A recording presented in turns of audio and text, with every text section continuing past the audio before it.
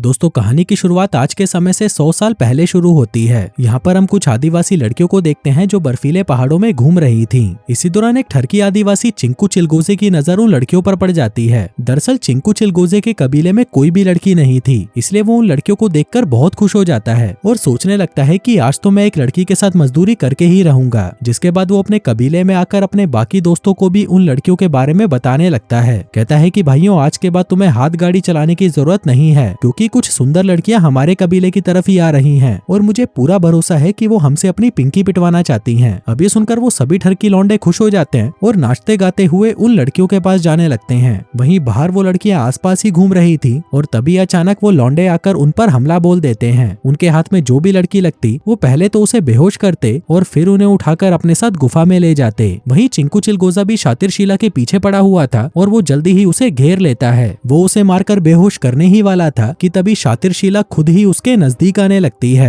दरअसल वो भी चिंकू चिलगोजे से अपनी पिंकी पिटवाना चाहती थी। ये देखकर चिंकू चिलगोजा खुशी से पागल हो जाता है, क्योंकि आज पहली बार वो शातिर शीला के खेत में मजदूरी करने वाला था। लेकिन तभी अचानक पहाड़ों की बर्फ टूटने लगती है, जिसको देखकर वो दोनों घबरा जाते हैं। अब इससे पहले कि वो दोनों वहाँ से भाग पाते, उन दोनों के ऊपर बर्फ गिर जाती है और वो दोनों उसके अंदर दब जाते हैं। तभी हम देखते हैं कि चिंकू चिलगोजा तो किसी तरह उस बर्फ में से बाहर निकल आया था, पर बेचारी शातिर शीला उसी बर्फ के अंदर दफन हो जाती है। अब कहानी यहाँ से 100 साल आगे शिफ्ट होती है। हम दीपक दोगले को देखते हैं जो अपनी गर्लफ्रेंड मोना डार्लिंग के साथ बर्फीले पहाड़ों पर स्केटिंग करने आया हुआ था। वो नीचे जाने की कोशिश कर रहा था, पर तभी उसे कोई धक्का मार देता है। दीपक दोगला तेजी से नीचे जाने लगता है और एक पहाड़ से उछलकर सीधा जाकर एक बर्फीली गुफा में गिरता है। वो उठकर आसपास देखता है और तभी उसे बर्फ के बीच में दबी हुई एक लड़की दिखाई देती है। ये लड़की कोई और नहीं बल्कि शातिर शीला ही थी, जो 100 साल पहले इस बर्फ के अंदर दफन हो गई थी। वहीं दीपक दोगला जल्दी जल्दी बर्फ को तोड़कर शातिर शीला को बाहर निकालता है और उसे होश में लाने की कोशिश करता है। हम देखते हैं कि इतने सालों से बर्फ में जमे होने के बाद भी शातिर शीला अभी भी जिंदा थी। अब बहुत कोशिशों के बाद भी जब दीपक दोगला उसे होश में नहीं ला पाता, तो वो उसे पकड़कर चूसने लगता है। तभी उसे चूसते ही शातिर शीला के अंदर गर्मी बढ़ जाती है और वो तुरंत होश में आ जाती है। दीपक दोगला उससे पूछता है कि तुम यहाँ पर कैसे पहुंची, लेकिन शातिर शीला को उसकी भाषा समझ नहीं आ रही थी। तभी दीपक दोगला मदद मांगने के लिए बाहर जाता है। उसे एक जेसीबी दिखाई देती है जो उन्हीं की तरफ आ रही थी। तभी शातिर शीला भी बाहर आ जाती है और वो उस जेसीबी को कोई जानवर समझ लेती है। हम देखते हैं कि उस गाड़ी में दीपक दोगले की बंदी मोना डार्लिंग थी और वो उसे ढूंढते ढूंढते वहां तक पहुंच गई थी। आगे दीपक दोगले के बताने पर कुछ लोग शातिर शीला को आसपास ढूंढने लग जाते हैं, लेकिन शातिर शीला तो पहले से ही एक जगह पर छुपी हुई थी ताकि उसे कोई ढूंढ ना पाए, क्योंकि उसे लग रहा था कि ये लोग उसे नुकसान पहुंचा सकते हैं। दूसरी तरफ दीपक दोगला और मोना डार्लिंग अपने होटल के कमरे में आते हैं और मजदूरी करके सो जाते हैं। फिर सुबह होते ही शातिर शीला भी उस होटल के बाहर पहुंच जाती है जिसमें दीपक दोगला रुका हुआ था। उधर दीपक दोगला भी उठ चुका था, लेकिन मोना डार्लिंग अभी भी सोई हुई थी। वहीं शातिर शीला उसे ढूंढते ढूंढते उसके कमरे के बाहर तक आ जाती है। तभी दीपक दोगला भी उसे वहां पर देखकर हैरान हो जाता है। दरअसल शातिर शीला को अब दीपक दोगले से प्यार हो चुका था, क्योंकि उसने उसकी जान जो बचाई थी।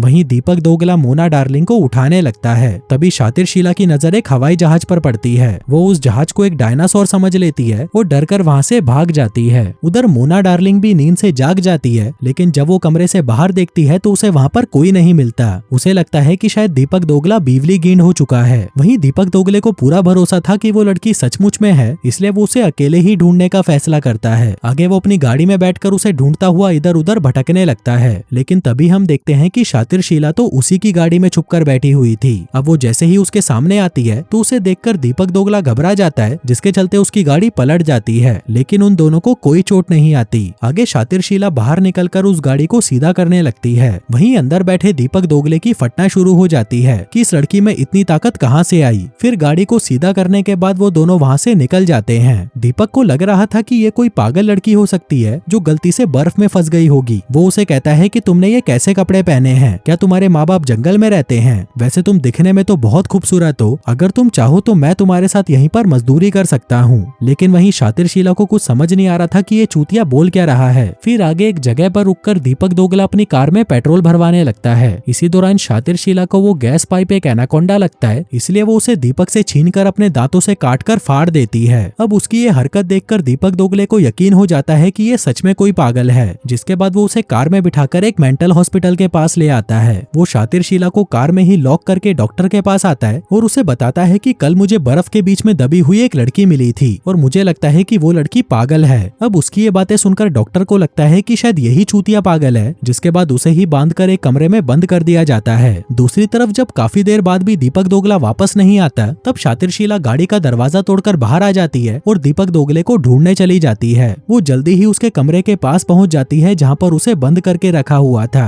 वो उसके कमरे की खिड़की तोड़कर उसे बाहर निकाल लेती है, जिसके बाद वो दोनों वहां से भाग जाते हैं। फिर थोड़ा आगे जाने के बाद दीपक दोगला गाड़ी रोकता है और शातिरशीला को बाहर निकाल देता है। कहता है कि तुम पागल हो और मुझे तुम्हारे साथ कहीं नहीं जाना, जिसके बाद वो उसे वहीं छोड़कर वहां से चला जाता है। तभी शातिरशीला की नजर एक कपल पर पड़ती है जो पास में ही घूम रहा था। दरअसल वो दोनों खेतों में मजदूरी करने आए थे। आगे वो दोनों अपना कार्यक्रम शुरू करते हैं और वहीं शातिरशीला उन्हें छुपकर देखने लगती है। अब उन दोनों को मजदूरी करते हुए देखकर शातिरशीला भी गीली हो जाती है, जिसके बाद वो उसी तरफ जाने लगती है जिस तरफ दीपक दोगला गया था। वहीं दीपक दोगला अपने शहर वापस आ चुका था, जिसके बाद वो मोना डार्लिंग को फोन करके कहता है कि मुझे कुछ जरूरी काम था, इसलिए मैं अपने घर वापस आ गया हूँ। वहीं मोना डार्लिंग अभी भी उस होटल में ही थी और दीपक दोगले का इंतजार कर रही थी, पर क्योंकि वो अपने घर वापस चला गया था तो मोना भी अपने घर वापस जाने का फैसला कर लेती है। वहीं रात होते होते शातिरशीला भी शहर पहुंच चुकी थी। वो यहाँ पर दीपक दोगले का पीछा करते करते पहुंची थी। अब क्योंकि वो पहली बार शहर आई थी तो वो वहाँ की चीजें देखकर हैरान हो जाती है। तभी एक जगह पर उसे एक ड्रेस पसंद आ जाती है, जिसके बाद वो शीशा तोड़कर उसे चुरा लेती है। वहीं दूसरी तरफ दीपक दोगला अपने घर में सो रहा था, पर तभी कोई आवाज सुनकर वो जाग जाता है। वो जैसे ही कमरे से बाहर आता है तभी उसे दो चोर नजर आते हैं जो उसके घर से सामान चुराकर भाग रहे थे।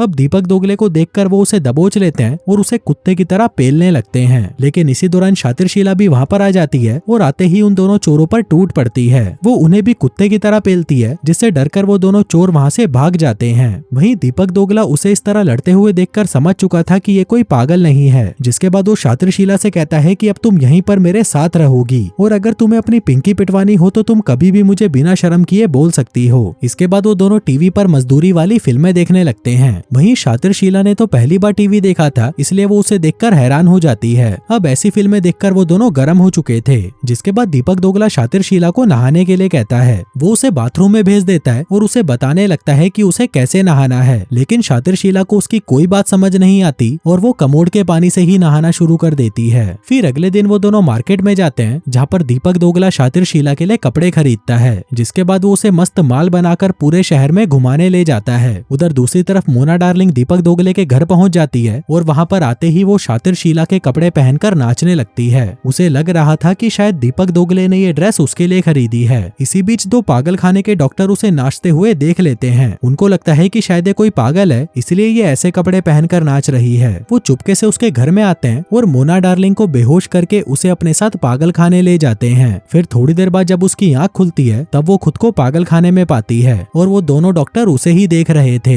अब उनको देखकर मोना घबरा जाती है और उन डॉक्टर्स को समझाने लगती है कि मैं कोई पागल नहीं हूँ, लेकिन डॉक्टर्स उसकी कोई बात नहीं सुनते। और इसी बीच दीपक दोगला पुलिस वालों को लेकर वहाँ पर आ जाता है। फिर उसके कहने पर पागल खाने वाले मोना डार्लिंग को छोड़ देते हैं। आगे वो उसको अपने घर ले आता है और वो दोनों बैठकर खाना खाने लगते हैं। इसी बीच शातिरशीला भी छुपकर उन दोनों को देख रही थी और वो दोनों जिस तरह से साथ में बैठे हुए थे यह देखकर शातिरशीला को जलन होने लगती है। उधर दीपक दोगला भी उसे देखकर घबरा जाता है, जिसके बाद वो मूतने का बहाना लगाकर जल्दी से बाहर आता है। वो शातिरशीला के पास आकर उसे समझाने की कोशिश करता है, लेकिन तभी शातिरशीला उस पर हमला करके उसे बेहोश कर देती है और उसे अपने साथ ले जाती है। जिसके बाद वो उसे अपनी गुफा में ले आती है, जहाँ पर वो दोनों दबाकर मजदूरी करते हैं। आगे मजदूरी करने के बाद वो दीपक दोगले को जंगल में अकेला छोड़ देती है, ताकि वो भी उसी की तरह आदिवासियों वाली जिंदगी जीना सीख सके। लेकिन इसी बीच मोना डार्लिंग दीपक दोगले को जंगल में भटकता हुआ देख लेती है। उसे लगता है कि शायद ये पागल हो चुका है, इसलिए वो उसे पकड़कर पागल खाने में ले आती है। अब पागल खाने में कई महीनों तक उसका इलाज चलता है और जब वो ठीक हो जाता है तो उसे छोड़ दिया जाता है। इसके बाद हम देखते हैं कि दीपक दोगला हर जगह पर शातिरशीला को ढूंढने लगता है। फिर कहानी के अंत में हम देखते हैं कि एक दिन शातिरशीला उसे मिल जाती है, जो कि अब पूरी तरह मॉडर्न बन चुकी थी। वो दोनों एक दूसरे को पहचान लेते हैं, जिसके बाद वो दोनों हमेशा के लिए साथ में रहने का फैसला करते हैं। और दोस्तों इसी के साथ ही ये कहानी यहीं खत्म हो जाती है।